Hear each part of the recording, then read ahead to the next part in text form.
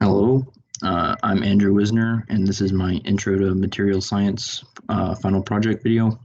For my final project, I decided to deal with supercooled magnets. So the material science concept that I chose for my final project deals with the magnetic properties of materials, specifically how they react under extremely low temperatures.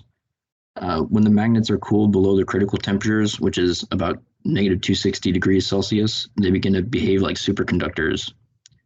At normal temperatures, the magnetic waves will pass right through the object unchanged and unhindered. But once the magnets are cooled below that temperature, they begin to act as superconductors, like I said. The magnetic forces begin to behave much differently, and they are expelled outwards and wrap around the top magnet, suspending it in place. This phenomena is called the Wisner effect. So when a magnet is placed above the superconductor of opposite charge that is below its critical temperature, the magnet is repelled as expected. However, instead of being thrown off the other, it is suspended above it and held in place. The surrounding magnet forces work as a barrier to keep the suspended magnet still, and if one was to try to nudge it out of place, it would resist the force a decent amount. So it would kind of lock it in place almost. The forces act to keep the suspended magnet from sliding around and falling off of the area. Another interesting thing about these magnets acting as superconductors is that normally when two magnets repel each other, the magnitude of the force is varied with respect to how far the two magnets are. So once it gets farther away, it has less of a force on it. But when the magnets are supercooled below their critical temperature, the levitation can occur at different distances just as easily, showing that there's no single equilibrium point between the forces. So you can move it up, down, left, right, and it'll still hold in place just the same as if it would in any other place. And this is due to another phenomena called flux pinning. Flux pinning is where a superconductor is suspended in place above another magnet. The superconductor must be a type 2 superconductor since the magnetic forces cannot pass through a type 1.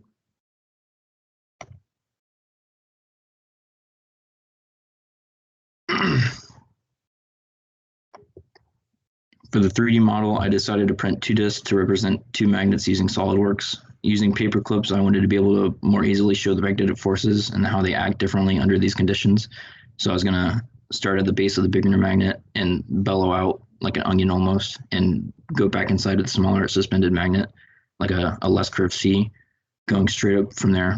It seems like this would be a better way to show the magnetic forces and how they behave differently, since you can't really visualize that in a real life scenario.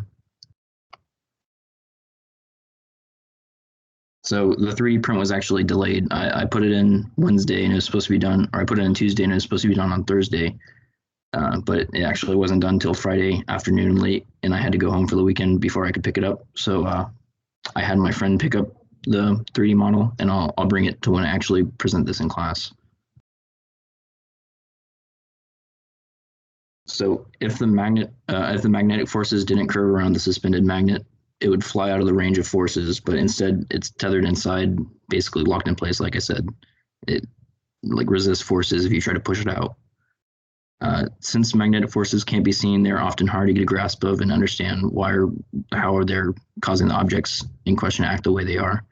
So by 3D printing the model of the magnets and using paper clips to represent those forces, I think it was an easier way for the audience to grasp the weird nature of this phenomena.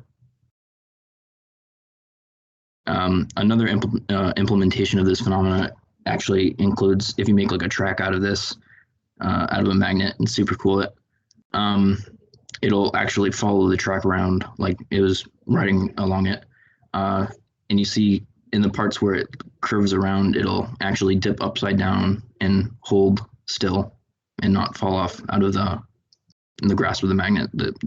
The force of it holding it in is enough to work against gravity. All right, and that is the end of my presentation. Thank you for listening.